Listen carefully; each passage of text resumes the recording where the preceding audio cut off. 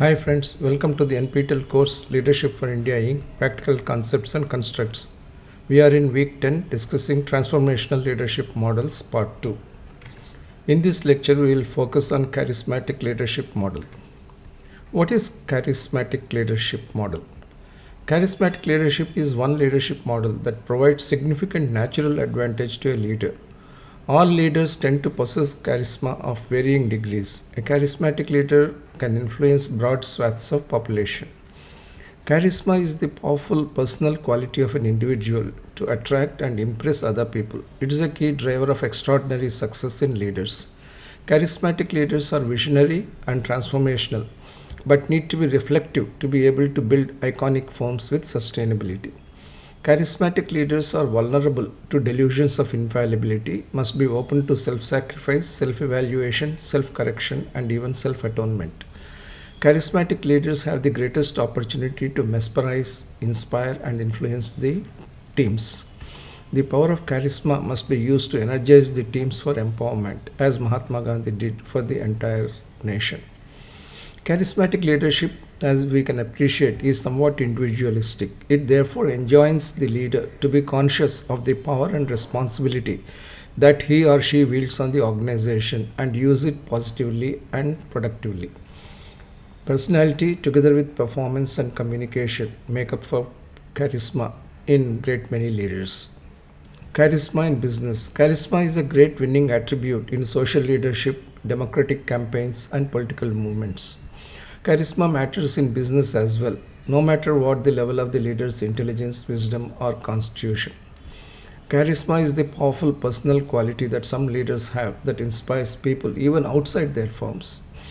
This lecture hypothesizes that business leaders need to be cognizant of the importance of charisma rather than view it as a halo of successful movie actors and crowd-swaying politicians alone. There is, of course, truth that leadership is largely a cerebral activity, which also needs to be accompanied by results.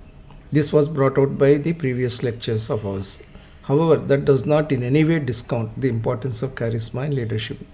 Not all successful leaders are charismatic, but some super successful leaders are in addition charismatic too, with their charisma contributing to their super success.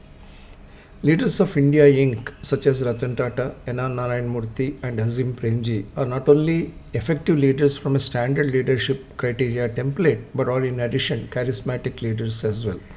Their aura extends far beyond the companies they manage or they lead. Is charisma inherited or built or both? Charisma could be occasionally a family legacy, but in most cases, family halos do not by themselves make for sustainable charisma. There are many evidences in corporate history to substantiate that. But before that, one from the general leadership domain. Mahatma Gandhi was an extraordinarily charismatic leader, but his children or grandchildren did not become charismatic leaders. Rajmohan Gandhi was a great accomplished writer and thinker, but he was not charismatic as Mahatma Gandhi was. Indira Gandhi, as the daughter of the charismatic Jawaharlal Nehru, our first Prime Minister in post-independent India, commenced her political innings with some inherited charisma, but quickly built her own unique charismatic brand. Ratan Tata and Naval Tata have the same Tata family halo, but Ratan Tata carries the charisma. Differentiated superior performance is a key aspect of developing charisma to greater heights. Without performance, charisma cannot be sustainable, be it in public service or business leadership. In fact, differentiated superior performance is a key aspect of developing charisma to greater heights. To be clear, charisma is not essential for leadership performance. Leadership can be independent of charisma too. Charisma, is it transferable or non-transferable? Charisma in one field can lead to success and additional charisma in other fields too. This is especially true when leaders move from canvases of public adulation to platforms of public service, for example, from movies to politics. N.T. Ramarao and M.G. Ramchandran were charismatic movie hero actors of Telugu and Tamil cinema respectively. Both of these leaders could leverage their movie charisma to become the elected chief ministers of the respected states with additional charisma based on public service. However, this has not always been true. Amitabh Bachchan, the charismatic Hindi movie hero, failed to make a success of his organization for a business venture. There is therefore no universal truth on charisma. It is real, it is powerful, and it is useful. Charisma can be inherited, built, or even lost. Like everything else, charisma has to be leveraged thoughtfully, positively, and productively by leaders.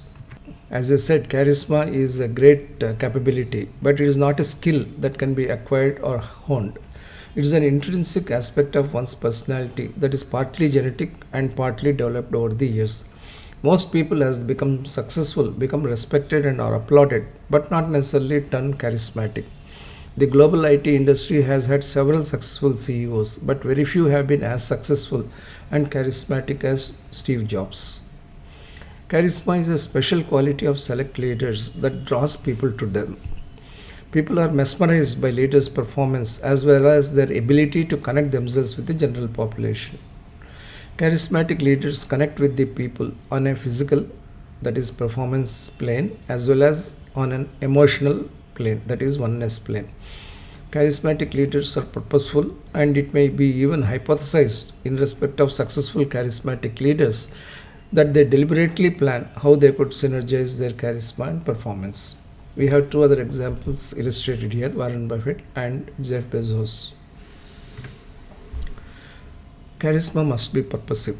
National leaders especially tend to be charismatic in all senses of the term.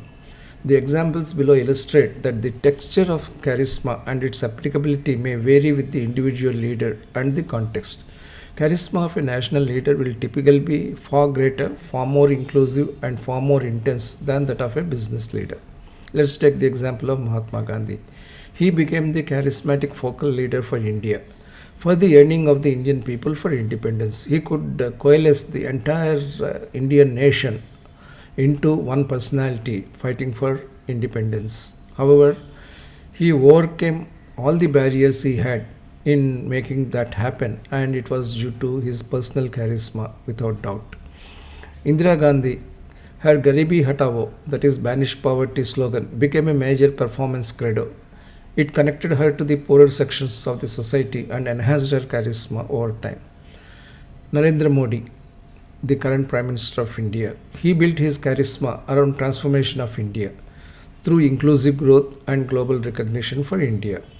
He has restored the pride of purpose and the pride of vision and the pride of self-worth for Indian nation as a whole, far beyond what was existing in the past regimes. So that is the contribution which Narendra Modi made, and in doing so, he created an charismatic halo around him for his power of communication, for his power of purpose, and for his power of execution.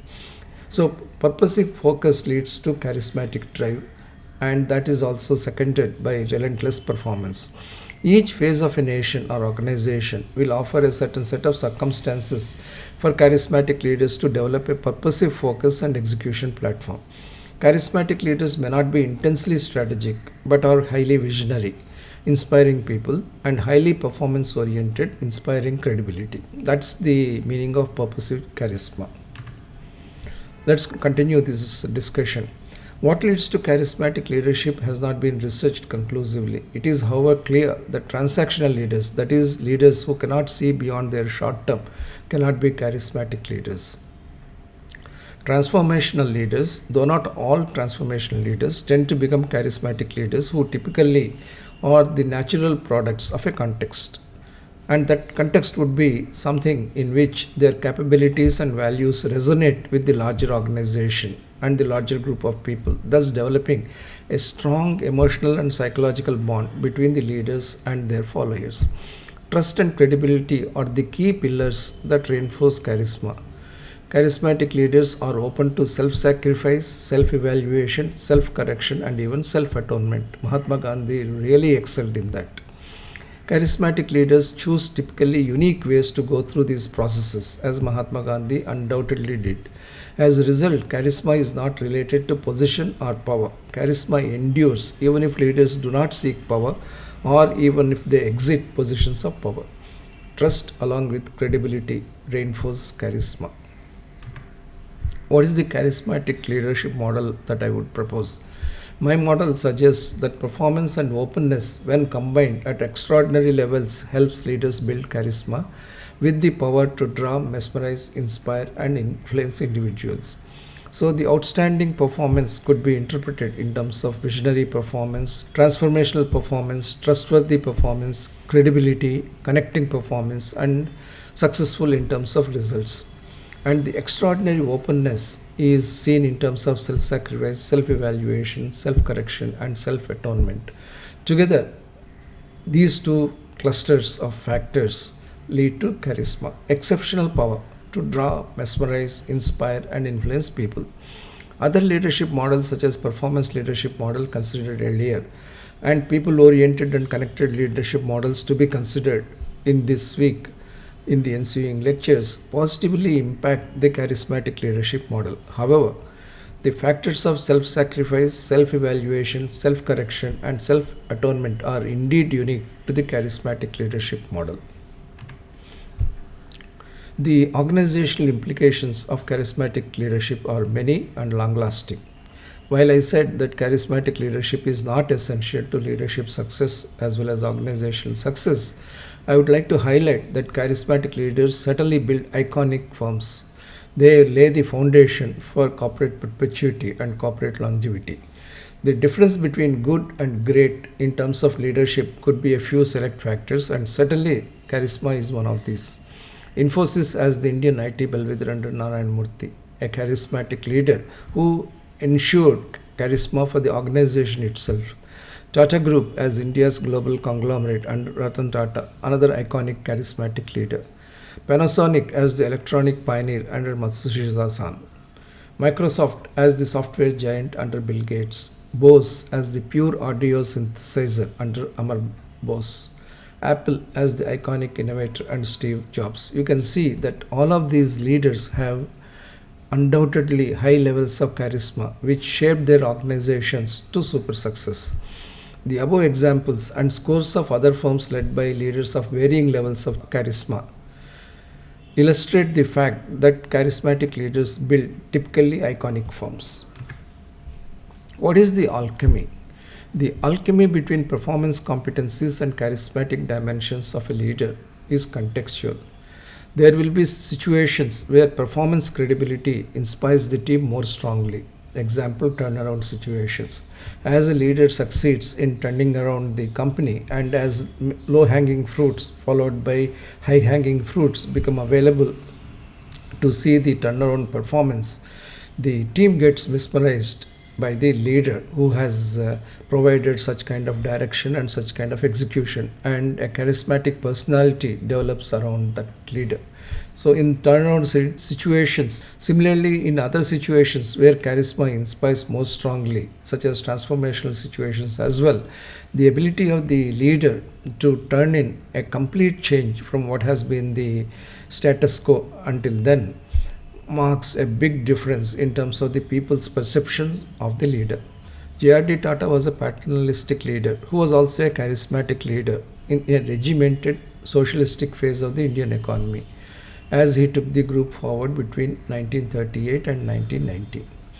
Ratan Tata, who succeeded him, was less charismatic in comparison at that point of time, but had a distinct performance and growth orientation in a rapidly liberalizing Indian economy between 1990 and 2012. Both JRD and Ratan Tata contributed enormously to the growth of the Tata Group in a contextually appropriate fashion over the decades, each built on charismatic aura over the years. So if you have controlled economic and business environment, it doesn't mean that charisma cannot lead the organization. In fact, it could to a greater extent. Similarly, when you have liberalized economic and business environment too, charisma becomes useful in enhancing the bandwidth that is available for leadership to make changes, make transformations. Charisma works to moderate controls while performance drives agile response in liberalizing environments. Different generations of leaders who are both performing and charismatic take forward the companies in different manners, responding to the environment faced in each case contextually. I would emphasize this. This is important because A high performance company led by a charismatic leader would be in a position to achieve a few more things than the high performance company which doesn't have a charismatic leader. The difference between charisma with high performance is in terms of the alchemy the two factors have in them together. Charisma also needs positive leverage. In the public domain, the distressing aspects of unbridled charisma that were put to negative uses constitute certain dark chapters of history. We are aware of such leaders who caused unprecedented human misery through world wars and other forms of strife. While corporations may not be grounds for such damage due to negative use of charisma, still charisma can be misused. In a corporate context, charismatic leadership has its own pitfalls, especially in certain types of companies: monopolistic companies, entrepreneurial companies, and family driven companies. Charismatic leaders hold sway over their followers as well as internal and external stakeholders, and that would lead to stifling of debate and concentration of power. Again, not good factors for progress of company on a sustainable basis. Charisma at times leads to prescriptions and perceptions of infallibility on the part of such leaders and their followers. This leads to reckless and adventurous leadership, vulnerability to more agile and strategic players. As I said, the power of charisma can be positively used and can also be negatively used. We have to be very clear as leaders on the positive deployment of charisma. Companies which are led by negative charismatic leaders who have all the attention on themselves eventually become vulnerable to more nimble and competitive firms which are led by leaders with more consensual decision making, who are also charismatic. Truly charismatic leaders who keep a watch over themselves for positive leverage of their charisma and undertake continuous self improvement can, however, build truly iconic firms. So it is important for a leader to understand his or her own charisma and use it positively and productively. How does one discover charisma? While truly charismatic leaders could be few and far in between, it pays for every competent individual to discover the charismatic components one is blessed with and to work on them. At a genetic level, this could be the physical personality and the mental faculty or intellect. These two factors influence charisma to a great extent. However, as individuals evolve, they tend to acquire certain unique attributes and competencies that would make them more charismatic than others. Leaders must utilize these unique attributes to connect with others and help their teams succeed in shared goals. That is the responsibility of a charismatic leader.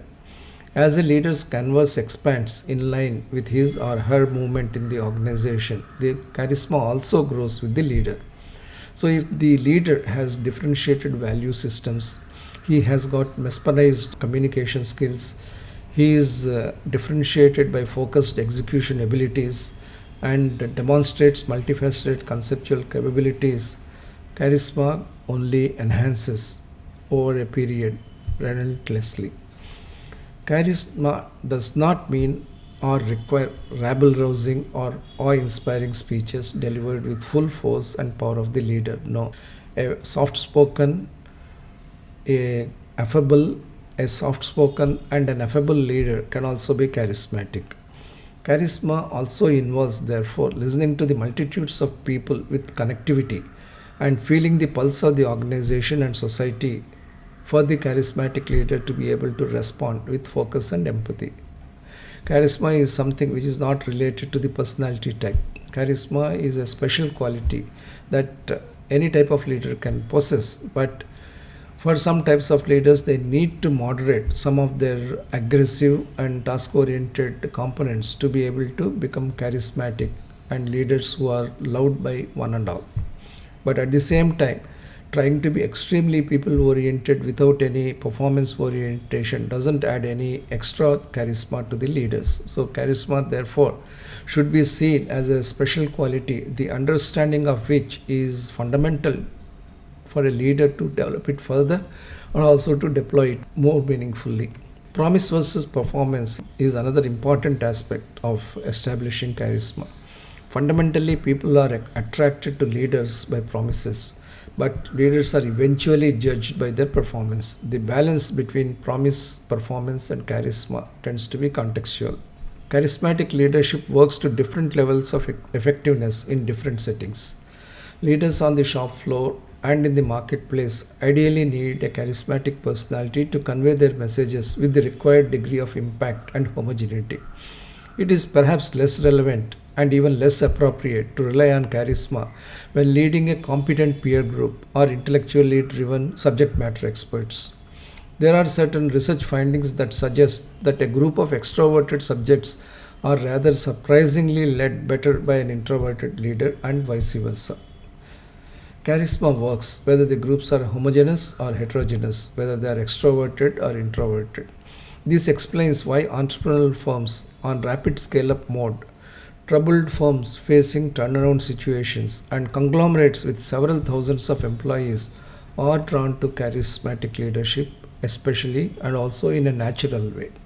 Charisma carries a lot of responsibility along with it. There is no doubt that a charismatic leader can be electrifying and energizing for the organization. Whether he or she would in fact be empowering or enslaving with the kind of charisma the leader possesses is the determinant of sustainable success of organizations under charismatic leaders. It is within the leader's capability to utilize his charisma in an empowering way or in an enslaving way, and that would make the difference for an organizational capability and morale as well as cultural system. As with most leadership factors that act as strengths as well as weaknesses, charisma also can act both ways.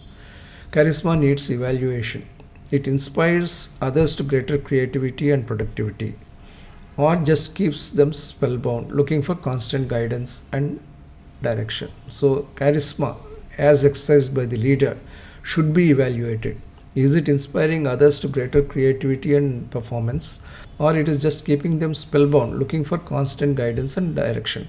The former is the kind of charisma and its deployment that the leader and the organization must have. And the latter, of course, could be soothing for the nerves of the organization, but certainly not something which could make the organization a super successful organization.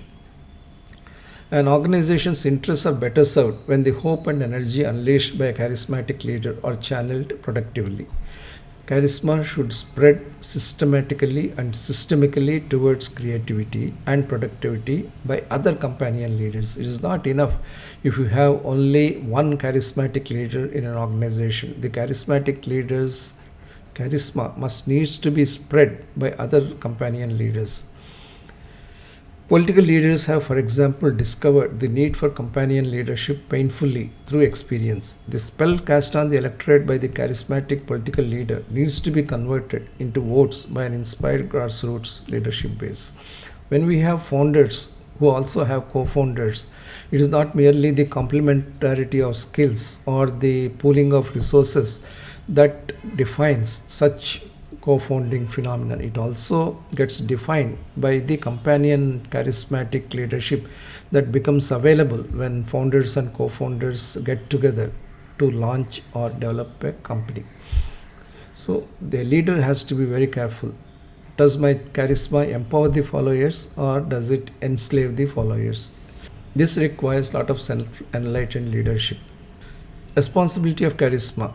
The charismatic leader has yet another responsibility. He or she needs to be equally charismatic when leading large gatherings, managing small teams, or interacting individually. He or she needs to be equally charismatic irrespective of the type of context the company or the organization is facing.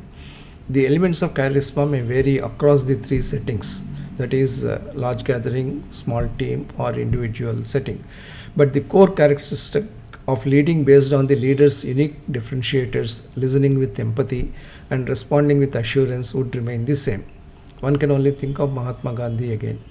Mahatma Gandhi displayed unflinching and unwavering charisma across widely varying situations. The situation could be one of inspiring the great Indian masses through the walkathons he did endlessly. It could be debating within the Indian National Congress leadership team or it could be negotiating with adversaries such as Winston Churchill or Jinnah. Under all these circumstances, Mahatma Gandhi displayed unflinching and unwavering charisma, and they were applicable under all circumstances. Charisma works with masses as well as teams, with collaborators as well as adversaries. Leaders have a great responsibility to recognize the power and accountability that comes with charisma they possess and radiate. Great users use their charisma for positive and productive results. How do we make charisma a lasting phenomenon? Charismatic journey must benefit organizations and societies the leaders lead. Given that charisma is built on competencies and values and can be reinforced by empathy and responsiveness, there is an invigorating and empowering framework for individuals, teams, and organizations to adopt charismatic leadership and followership of charismatic leadership. But to be able to do that, one must appreciate that charisma comes with both responsibility and accountability. The journey of charisma starts with inherited or built charisma. Then charisma gets built based on performance. At times, performance provides base charisma too when a leader doesn't have an inherited or built charisma. A journey of continuous self evaluation and self actualization enhances the level of charisma in the leader. Charismatic leaders face the greatest temptation to enslave their teams, which they must resolutely and absolutely avoid. They also have the greatest opportunity to empower their teams, which they must firmly and unrelentingly grasp. That is the important aspect of charisma. Having done this much of discussion on charisma, I also would like to take you through another aspect of charisma in actual practice, that is alignment, influencing, and directing, which I call an 8 submodel within the charismatic leadership model. Charisma is a powerful tool that can enable a leader seek and secure organizational achievement through alignment. Alignment is essential for an organization set its vision, strategy, and execution correctly. Alignment in organizations is the key to reaching their full potential. Leaders have a special responsibility in this regard. Advocacy of cause, influencing of mind, and directing of action, individually and collectively. That's the essence of aligned leadership. Advocacy, influencing, and directing are not one-off processes. They are sequential as well as simultaneous and iterative. Aligned progress is a cultural dimension and is accomplished based on the advocacy of best causes or ideas by leaders and followers. Alignment, influencing, and directing are the logical outcomes of a charismatic leadership model. The alignment must be come through influencing rather than through directing.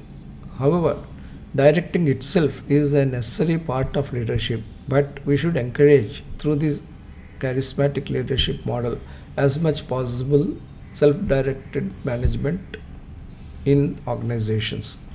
Charismatic leaders face the greatest test in securing the alignment of the organization. It is a natural play for a charismatic leader, but the larger and the more heterogeneous an organization is, the more challenging it would be to get alignment even for a charismatic leader. That's why we require this model of alignment, influencing, and directing as a systematic and institutionalized extension of the charismatic leadership.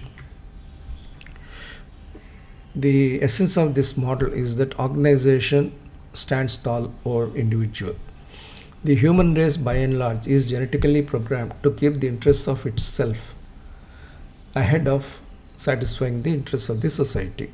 Fortunately, civilization has devised over the centuries several structures and processes to achieve alignment between social and individual interest. The organization is one of the most important structures designed to achieve alignment amongst stakeholders, whether it is through departmentation or interdepartmental communication and collaboration or through the vertical hierarchy. The structure tries to achieve alignment amongst the various stakeholders. Similarly, when the organization has got several forums to deal with the external stakeholders, alignment is sought to be developed through such forums. As societies evolved, several organization structures came into being, from administrative to business and from academic to religious ones. All these structures are expected to set up goals and realize them through actions. Progress would be optimal when the goals are set and achieved by organizations with alignment of all the members of the organization. Several leadership models have been designed and several leadership and management processes have been put in place to achieve aligned progress. Yet, a successful model to achieve aligned progress could be surprisingly simple in theory but quite complex in practice, because if you look at only the three elements, advocacy, influencing, and directing, they look pretty simple to accomplish. But when you try to do that, it becomes more complex and more challenging. The model of advocacy, influencing, and directing, as proposed by me, has these three components as a part of an aligned progress model. It needs to be pursued by organizational leaders with full consciousness of the importance of the three elements. All the three are facets and forms of communication, each of which requires not only a different skill but even more so results from a personality type.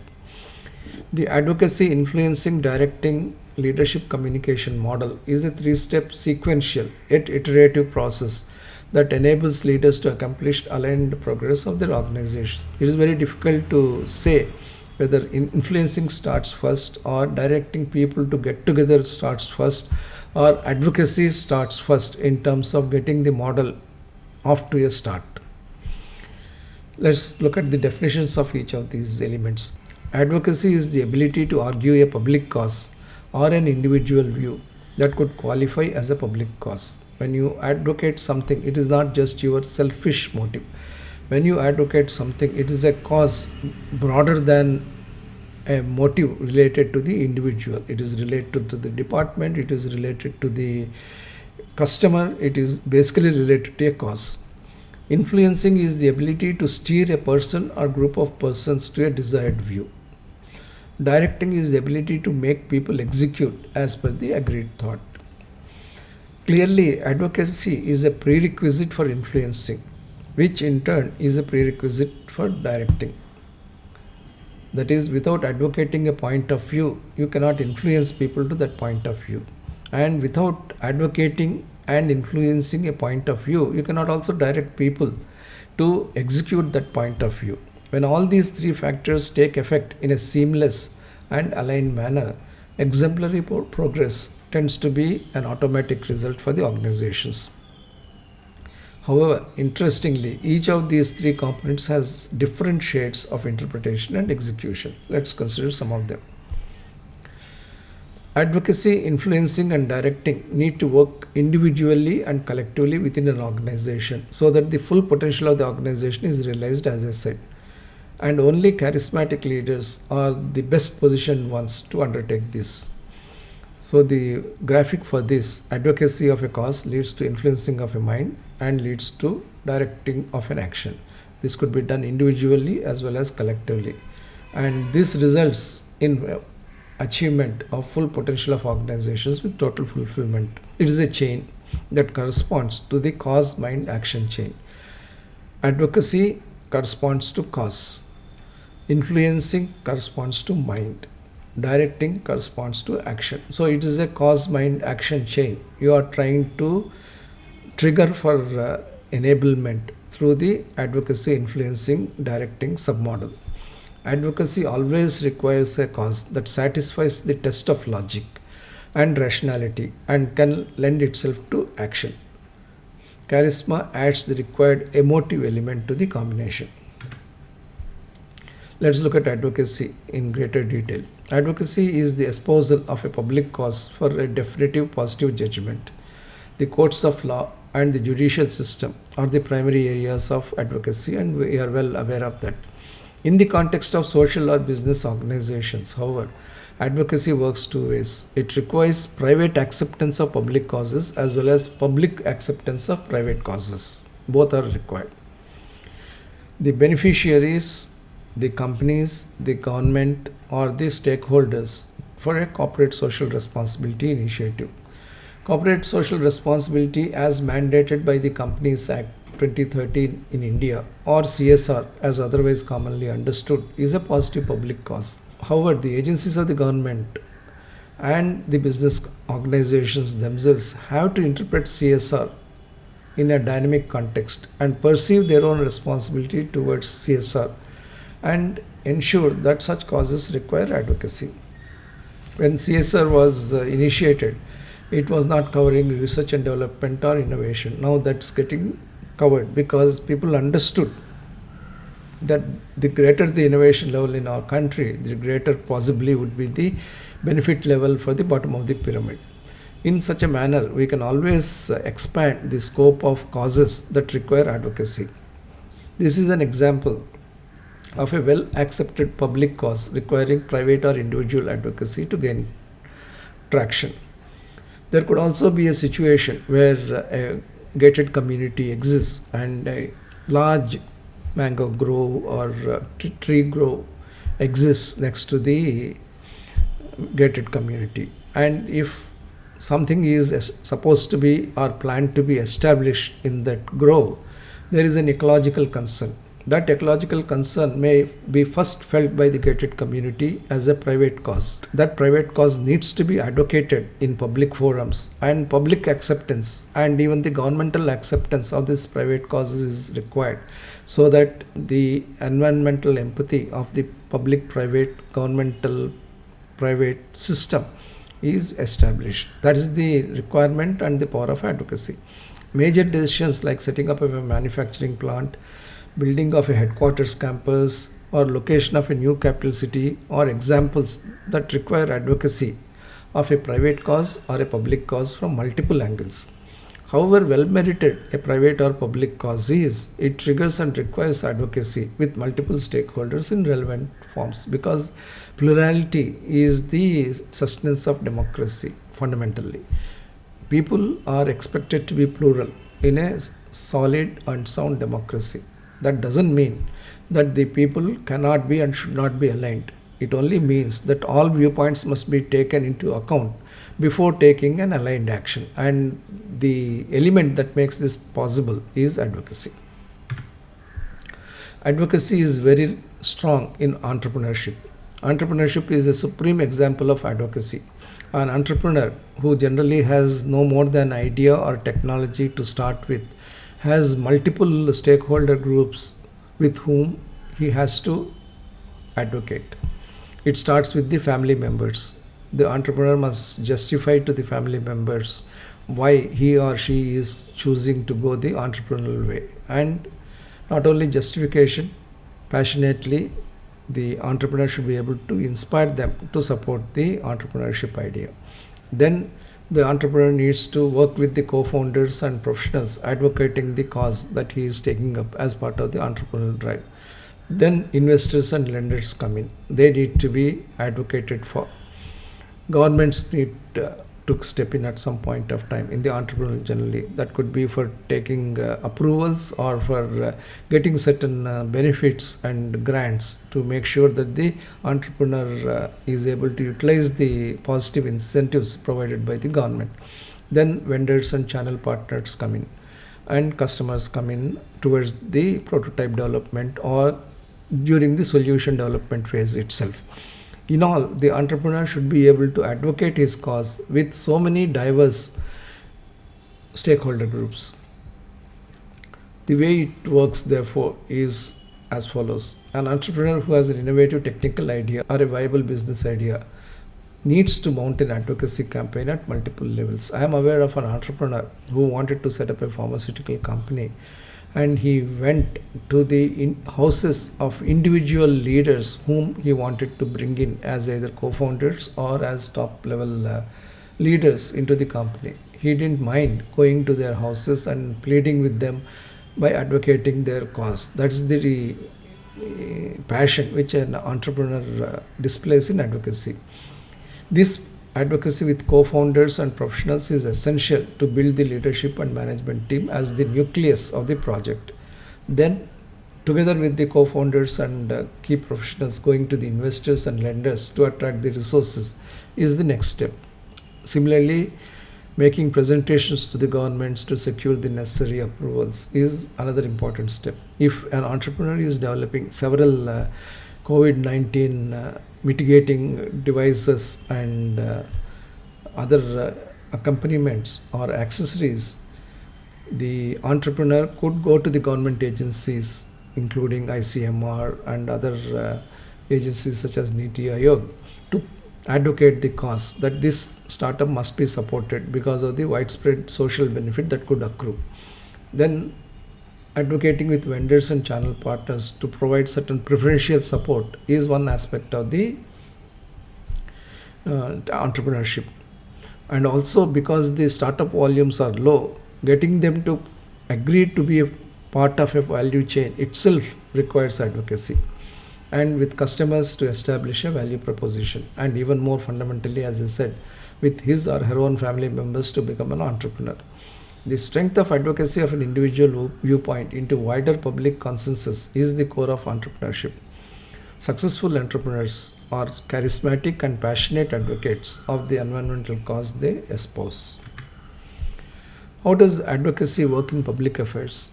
I would say that public affairs are a prime area for advocacy. Public matters cannot be done only by rules, procedures, or guidance documents. They happen by advocacy. Economic and social proposals and behaviors involve larger groups of people. At times, even societies and nations require multiple advocates and multiple forms of advocacy. Public utilities are required to advocate why the tariffs they charge are reasonable and necessary. That's why companies provide those discussion papers in advance. SEBI, whenever it makes a change to the stock market administration procedures, it floats a discussion paper so that people can provide their inputs. It also requires advocacy along with that seeking inputs. If the paper has been done by a particular committee, that committee should advocate why the committee has taken the kind of recommendatory approach that it has taken. That is the full power of advocacy.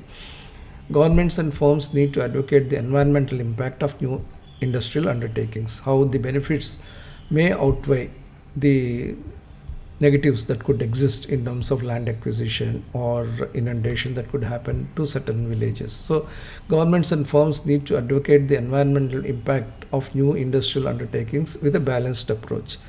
River water projects and various such projects of national importance require public advocacy.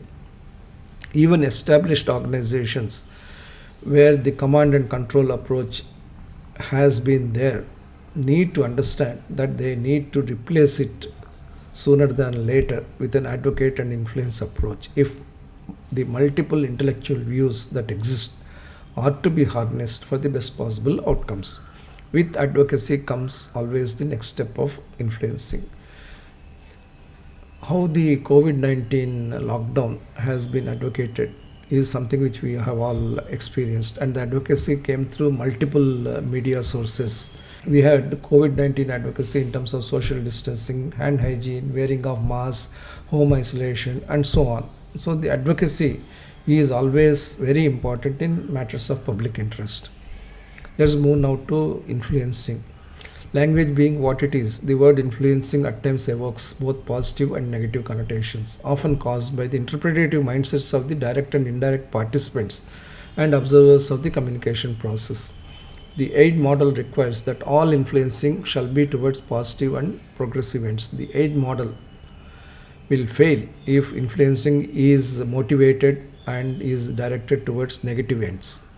We assume that influence is the way of getting an important constituent to accept a proposed viewpoint based on positive considerations and based on positive balance of benefits and costs. Influencing cannot occur without advocacy. Powerful and cogent adequacy makes the job of influencing easy, but not necessarily automatic. A public cause such as CSR becomes an individual leadership or business cause when the outcomes impact the individual leader or the business in some manner. In the case of CSR, in community education, improving the quality of people a firm can hire from the local community is a cause, and that cause can be advocated, and it becomes an influential parameter based on the advocacy. A committee constituted to select a new capital has a better chance of obtaining legislative concurrence if it also has certain powers to recommend financial devolution for the recommended capital, both the recommendations being based on economic logic. The leaders who are advocating or the individuals who are advocating a particular cause should also have certain powers that could help the cause based on merits, and the process of influencing then becomes easier and more effective.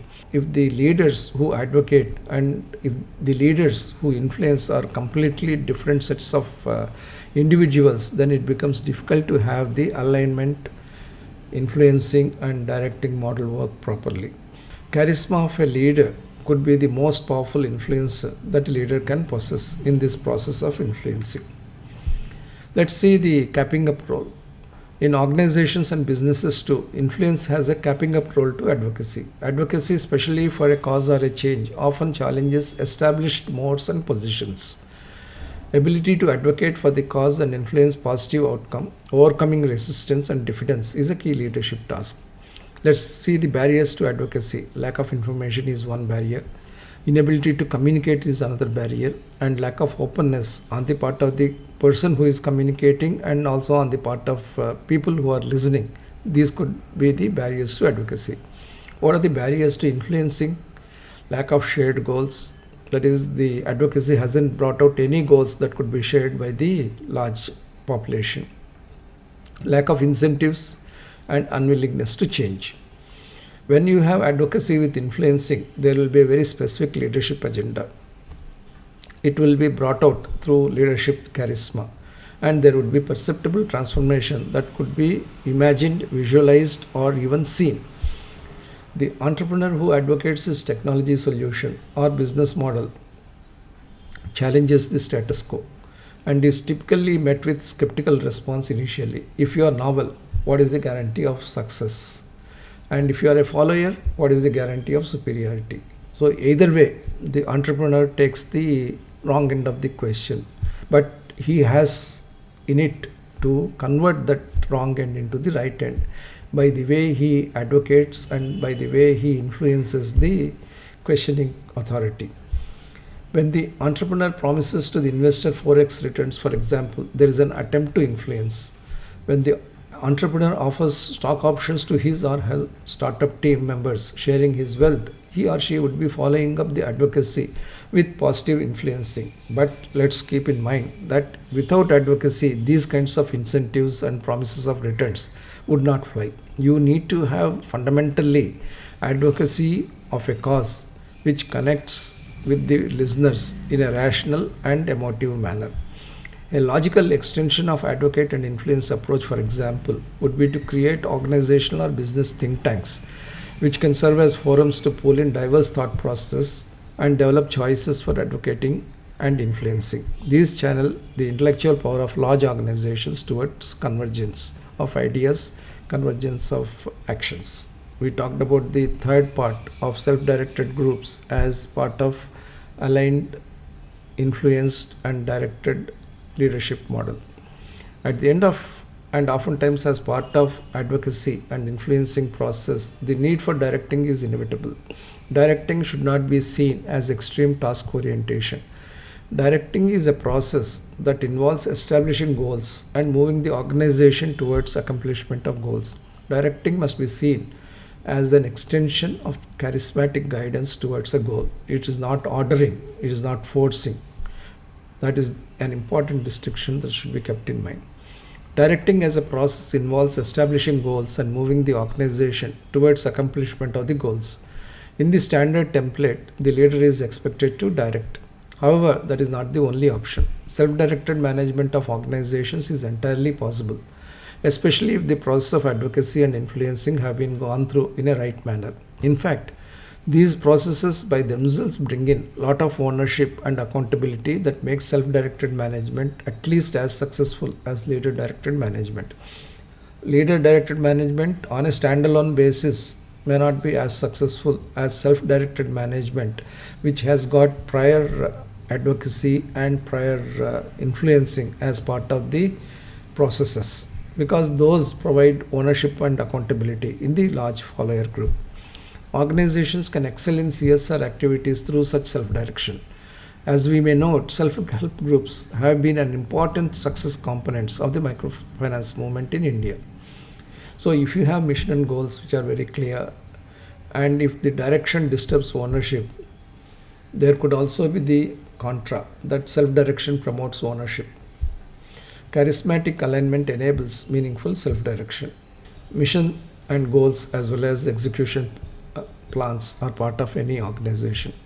If the mission, goal and execution framework is imposed by direction, it disturbs ownership of the organization. Ownership in the sense that not the promoter ownership, it disturbs the ownership of the individuals in accepting the mission and goals and in executing on the action plans. On the other hand, if the organization is inspired in terms of advocacy of the cause and alignment towards the shared goals, and they are influenced in a positive manner, there would be ownership of the mission, goals and action plans. That results in self-direction. Charismatic alignment therefore enables meaningful self-direction. As an example, building of a new capital, a highway or an airport could be a self-directed effort if the interests of landowners and the asset builders are aligned through a special purpose vehicle for ownership.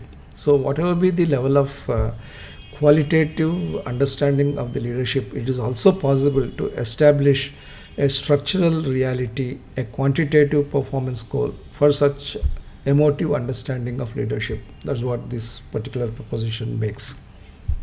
There will always be skeptics. In organized businesses, managements and leaderships find it difficult to strike the right balance between decentralization and centralization, self-direction and command direction correspondingly. Skeptics may wonder the need for advocacy and influencing or such other participative concepts if the final need is to direct. This skepticism arises from the inability to appreciate the power of an aligned individual, aligned teams, and ultimately aligned organizations.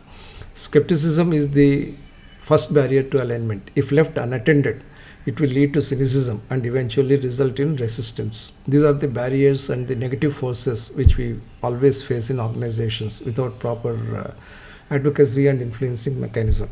It is important for leaders to demonstrate the power of alignment and prove skeptics wrong. It must be done at the first sign of skepticism. From diffidence grows skepticism. From skepticism grows cynicism. And from cynicism grows resistance. These negative forces must be nipped in the bud in organizations, particularly when the organization is looking at positive developments. The combined power of advocacy and influencing is the tool that leaders have in their possession to eliminate skeptical barriers. This process is done more effectively by charismatic leaders. What are self-directed organizations? Self-directed organizations are organizations which are entrepreneurial in their culture. They clock rapid growth on several fronts. This requires certain institutional measures to ensure that self-direction is facilitated. I propose a 4-component framework. Truly entrepreneurial organizations are passionately aligned, charismatically influenced, and logically directed organizations. That is number 1 requirement. Second, large organizations and businesses which have incubators for business ideas and technology solutions, they tend to be self-directed organizations because great ideas are getting incubated towards effective performance through such mechanisms. Successfully incubated ventures should be followed through as full-fledged mainstream businesses. That one level of success leads to another level of greater success. And finally, diversified business structure should be preferred to promote empowerment to a large monolithic structure which constrains empowerment. So when you have many ideas coming through, you need to have a diversified business structure so that many of such ideas can be effortlessly taken to their final conclusions. So you have 4 types of organizations. We can have empowered organizations within the normal organizational system. We can have entrepreneurial organizations.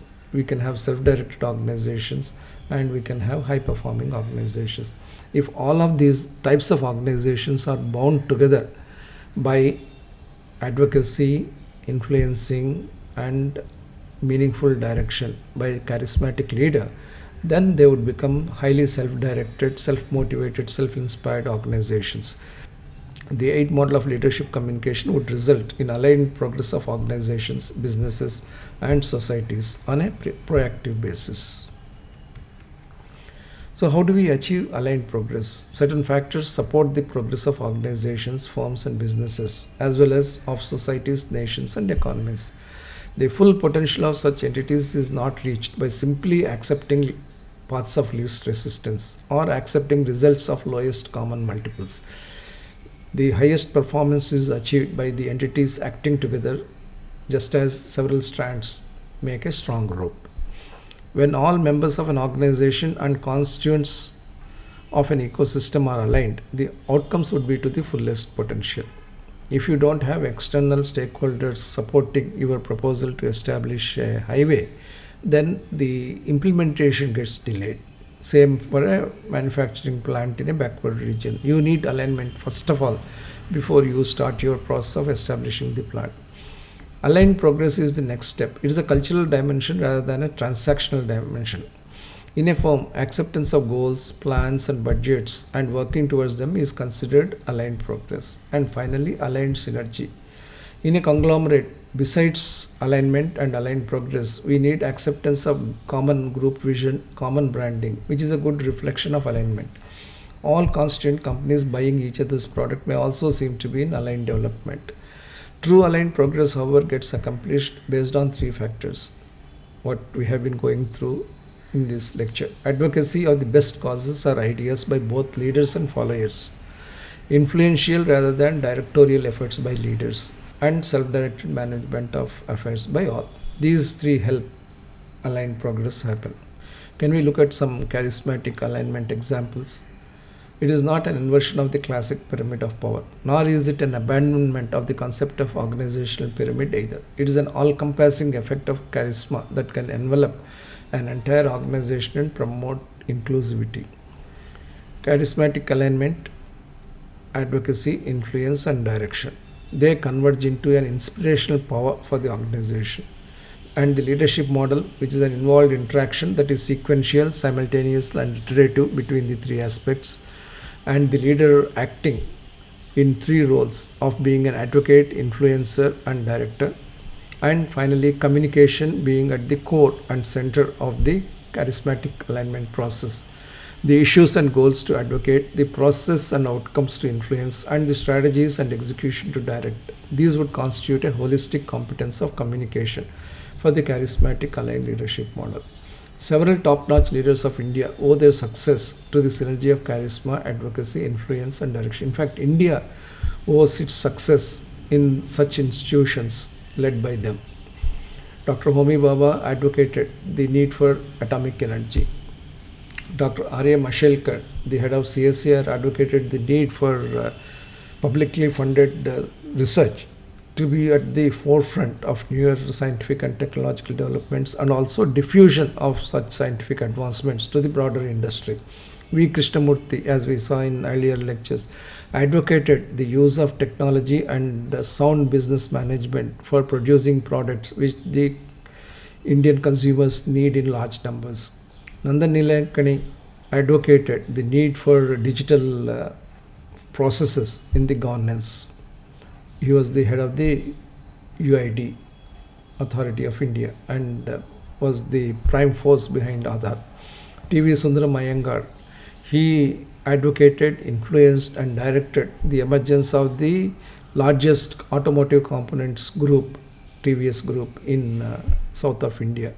Rahul Bajaj advocated the emergence of two-wheeler manufacture as one of the core aspects of automobile industry development in India. So all these stalwart leaders are just a few notable examples of leaders who are charismatic and could influence their organizations based on alignment, influencing and directing. These leaders also ensured advocacy of the causes prior to taking up organizational alignment and aligned progress in the organizations. With this, we come to the end of this lecture. Thank you. We will meet in the next lecture.